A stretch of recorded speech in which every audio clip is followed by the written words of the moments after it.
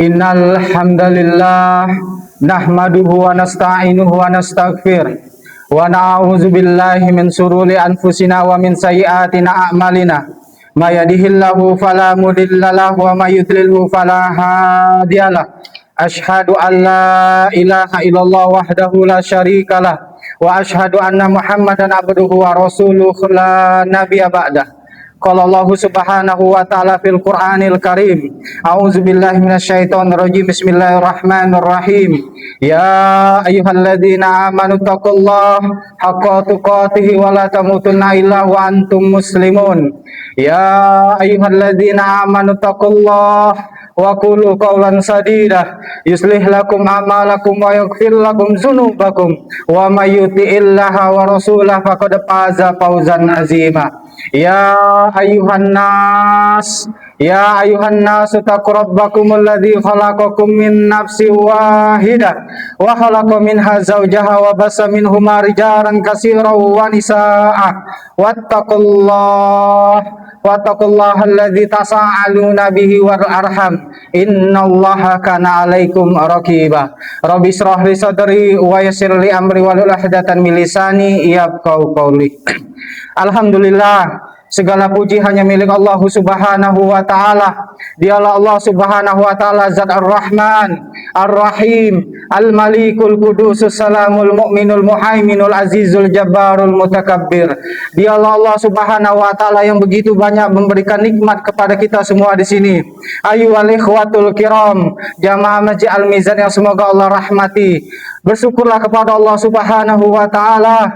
Bersyukur kepada Allah subhanahu wa ta'ala. Sampai detik ini, sampai saat ini, Allah subhanahu wa ta'ala masih memberikan nikmat kepada kita semua di sini. Ayyuhal ikhwatul kiram, Allah lah yang memberikan kesehatan kepada kita semua di sini. Ayyuhal ikhwatul kiram, dialah Allah subhanahu wa ta'ala yang masih memberikan rezeki kepada kita semua di sini. Ayyuhal ikhwatul kiram, dialah Allah subhanahu wa ta'ala yang masih memberikan nikmat, rahmat dan kasih sayangnya kepada kita semua di sini, sehingga kita mampu untuk melaksanakan ibadah kepada Allah subhanahu wa ta'ala. Ayyuhal ikhwatul kiram, bersyukur kepada Allah subhanahu wa ta'ala. Allah subhanahu wa ta'ala masih menitipkan usia sampai detik ini. Ini salah satu tujuan para mayit dibangkitkan ke dunia untuk hidup lagi, untuk ibadah kepada Allah subhanahu wa ta'ala. Qala rabbirji'un la'ali a'malu sholihan fima taraktu kalla. Quran surah Al-Mu'minun ayat 99-100. Mayit itu meminta kepada Allah subhanahu wa ta'ala, qala rabbir, ya Allah, bangkitkanlah kami ke dunia ya Allah, walaupun sebentar. Kami berjanji a'malu sholihan, untuk melaksanakan amalan soleh. Maka Allah subhanahu wa ta'ala menjawabkan la, walaupun sedetik saja Allah subhanahu wa ta'ala tidak akan membangkitkan para mayit. Ini salah satu tujuan kita di dunia ini, untuk ibadah. Artinya Allah subhanahu wa ta'ala masih memberikan nikmat usia. Allah tuh masih sayang kepada kita semua di sini untuk melakukan ibadah kepada Allah subhanahu wa ta'ala. Salawat dan salam marilah kita curahkan kepada Rasulullah sallallahu alaihi wasallam beserta keluarga, sahabat hingga pengikutnya hingga akhir zaman. Ayyuhal ikhwatul kiram, alhamdulillah, kita baru saja melewati dan melalui bulan yang penuh berkah, bulan yang penuh ampunan dari Allah subhanahu wa ta'ala, bulan suci Ramadan.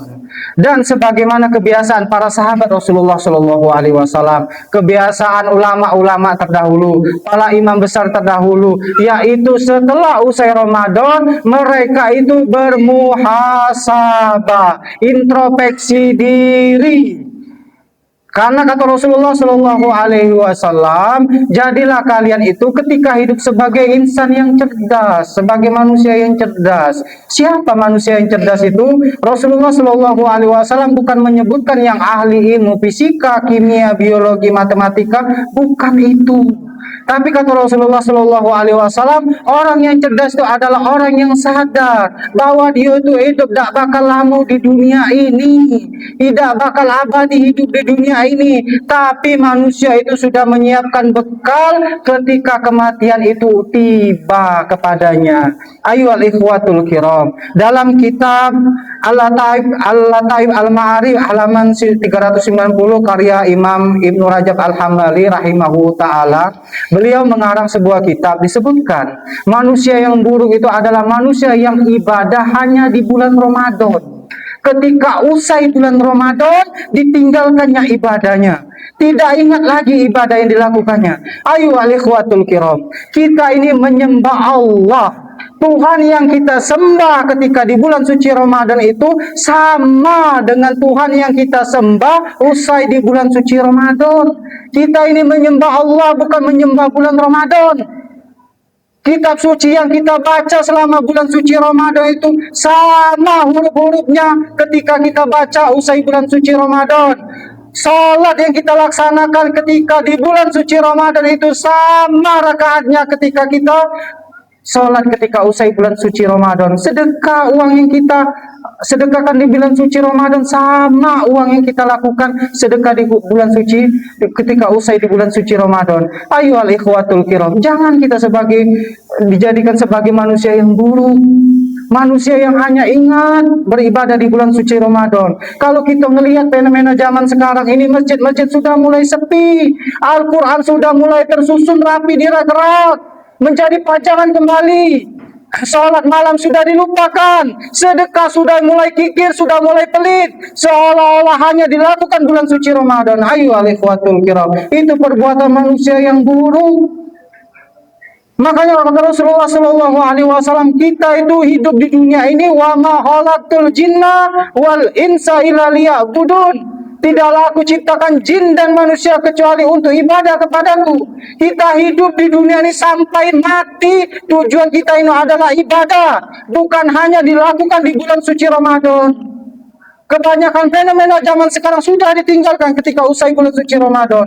Ayo ikhwatul kiram, harusnya kita introspeksi diri ketika usai bulan suci Ramadan. Kita harusnya istiqomah dengan ibadah yang kita lakukan ketika bulan suci Ramadan. Makanya disebutkan, ulama itu menyebutkan salah satu tanda amalan seseorang itu diterima oleh Allah Subhanahu wa taala, disebutkan dalam Quran surah Ar-Rahman ayat 60, hal jazaul insan ila ihsan. Tidaklah seseorang itu melakukan kebaikan kecuali akan melahirkan kebaikan. Ketika seseorang itu rajin beribadah ketika bulan suci Ramadan, ketika usai teruslah istiqomah. Walaupun itu tidak banyak lagi, maka terus istiqomah.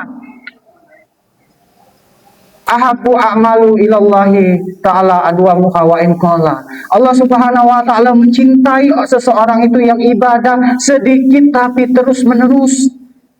Sedikit tapi terus menerus istiqomah. Bukan beribadah yang banyak tapi lalu stop. Makanya Allah Subhanahu wa taala sangat mencintai seseorang istiqomah. Bahkan Rasulullah Shallallahu Alaihi Wasallam sekelas Rasulullah, sekelas Nabi Sayyidul Anbiya wal Mursalin, pemimpin para nabi dan rasul itu berdoa kepada Allah Subhanahu Wa Taala agar istiqomah terus beribadah. Ya muqallibal qulub, sabbit qulubana ala din. Rasulullah Shallallahu Alaihi Wasallam itu berdoa kepada Allah, Ya Allah, Engkaulah yang maha membolak-balikan hatiku. Kata Rasulullah Shallallahu Alaihi Wasallam, teguhkanlah hati kami ini di jalan din, di jalan agama yang lurus. Makanya kita seusai bulan suci Ramadan ini istiqomah, berdoa kepada Allah Subhanahu wa taala agar istiqomah.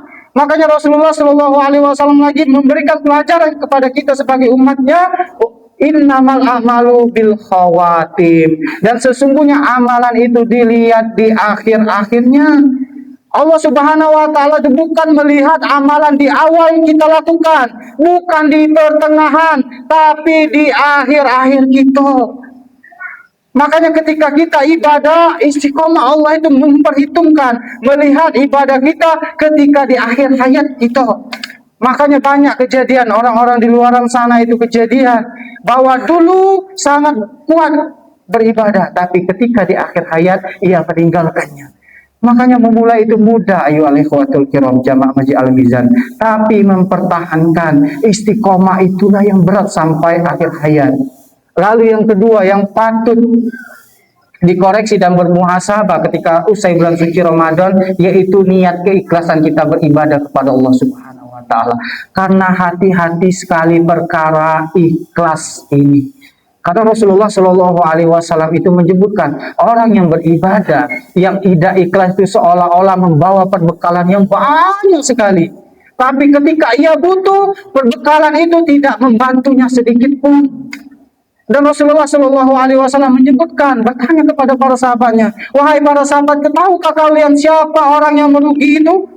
Maka sahabat menjawab, ya Rasulullah, orang yang merugi itu adalah orang yang banyak memiliki perbendaharaan di dunia tapi tidak mampu untuk memanfaatkannya. Ada yang menjawab, orang yang tidak untung dalam perdagangan. Maka kata Rasulullah Shallallahu Alaihi Wasallam, bukan itu. Orang yang merugi itu adalah salah satunya adalah orang yang beribadah di dunia, banyak sekali ibadah, rajin sholat, rajin sedekah, rajin zakat, menolong, membaca Al-Quran, tapi itu tidak ikhlas, bukan dilakukannya karena Allah Subhanahu wa taala, maka Allah Subhanahu wa taala akan menghanguskan semua amalan ibadahnya. Makanya berhati-hati dengan perkara ikhlas ini. Ulama salah satunya disebutkan Al-Imam Fudail bin Iyad menyebutkan salah satu syarat mutlak diterimanya amalan itu ada dua. Yang pertama yaitu harus benar-benar ikhlas kepada Allah Subhanahu wa taala. Lalu yang kedua yaitu ittiba, mencontoh apa yang sudah Rasulullah Shallallahu alaihi wasallam lakukan. Makanya ketika kita berpuasa yang lalu disebutkan, sering kita mendengar hadisnya, man shoma ramadhana imana wa ihtisaban ghufira lahu ma taqaddama min dzambi. Barang siapa yang berpuasa karena iman dan wahtisaban. Ini wahtisaban artinya benar-benar mengharap dari Allah Subhanahu wa taala, ikhlas karena Allah Subhanahu wa taala, maka Allah Subhanahu wa taala akan mengampuni dosa-dosa yang lalu. Maka kita juga beribadah ketika usai bulan suci Ramadan, ikhlaslah karena Allah Subhanahu wa taala, jangan mengharap apapun selain daripada Allah Subhanahu wa taala karena berat. Makanya kita sebagai kaum muslimin, umat Nabi Muhammad Shallallahu Alaihi Wasallam perlu disadari 3 golongan yang pertama dilemparkan ke dalam api neraka itu bukan golongan yang bermaksiat kepada Allah Subhanahu Wa Taala, bukan yang banyak dosa, tapi golongan yang melakukan ibadah tapi tidak ikhlas karena Allah Subhanahu Wa Taala. Seorang yang berjihad, seorang yang bersedekah, seorang yang qari, yang paham dengan ilmu agama, tapi tidak ikhlas karena Allah Subhanahu wa taala. 3 golongan inilah yang pertama yang akan dilemparkan oleh Allah Subhanahu wa taala ke dalam api neraka. Ayyuhal ikhwatul kiram, berhati-hatilah dengan ikhlas ini karena berat sekali dengan perkara ikhlas ini. Jangan sesekali apapun ketika kita ibadah mengharapkan apapun dengan urusan dunia kita. Ketika kita sholat ingin dipuji, ketika kita membaca Al-Quran ingin dianggap qori, ketika kita menyebarkan ilmu agama kita ingin dianggap dipanggil sebagai ustaz, sebagai kiai. Jangan itu, karena ulama-ulama terdahulu itu sangat berhati-hati dengan perkara ikhlas, karena ikhlas itu sangat merusak ibadah kita. Ayo ikhwatul kiram, semoga dengan khutbah yang singkat ini dapat menutup hati kita lagi untuk istiqomah. Jangan ditinggalkan ibadah kita ketika kita dilakukan di bulan Ramadan. Walaupun sedikit, bisa jadi amalan yang dianggap remeh, dianggap biasa baik di hadapan manusia. Kalau kita lakukan ikhlas, benar-benar ikhlas di sisi Allah Subhanahu wa taala, bisa jadi amalan itu bernilai luar biasa di sisi Allah Subhanahu wa taala. Barakallahu fikum, semoga Allah memberkahi kita semua. Semoga Allah memberikan manfaat kepada hati kita. Barakallahu fikum, astagfirullahaladzim, innahu wal ghafurur rahim.